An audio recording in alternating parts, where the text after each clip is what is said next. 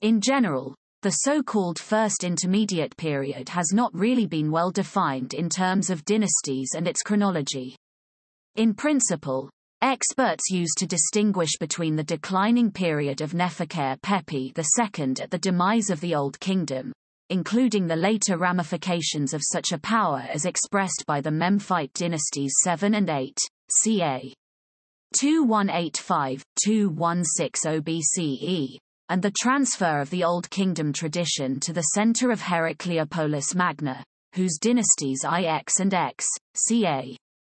2160–2040 BCE, gave name under the auspices of the House of Khety, to a significant period of Memphite tone that is still unknown in multiple aspects.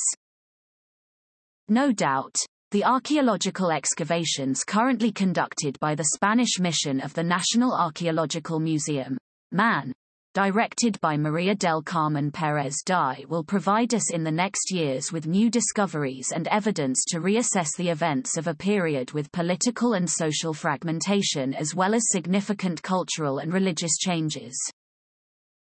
The Theban dynasty, the 11th, would confront the Herakleopolitan house for the control of resources, the territory, and the contacts along the country, ca. 2130–1990 BCE. First, the Theban faction had to ensure the control of the southern territories that, due to the lack of a central power, were organized in its own entities. The triumph over these territories, including the Great Coalition of the three southernmost provinces achieved by Moala, ensure its responsible, Nebapita Mentuhotep, II,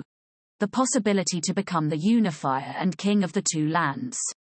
This southern king achieved the double crown in his 39th regnal year, around 2020 BCE, and founded a new period in the Egyptian history in which politics, religion, society and art reached a peak beyond Old Kingdom antecedents.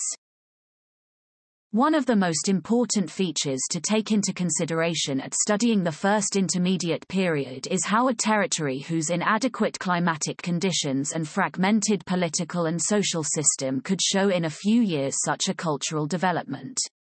The impact of a central figure such as the reunifier of the country, King Mentuhotep II, is evident, but it is also true that other factors such as the reorganization of the central and local administrations, the development of royal propaganda, and the reactivation of the trade and exploration royal expeditions had significant influence on the recuperation. In the context of these important reforms for the country and the reconfiguration of the new state, the Middle Kingdom Theban project focuses on the evidence about the multiple officials who contributed, since the reign of Mentuhotep II on, including the reigns of his successors Mentuhotep III and IV, who gave way to the inception of the 12th dynasty.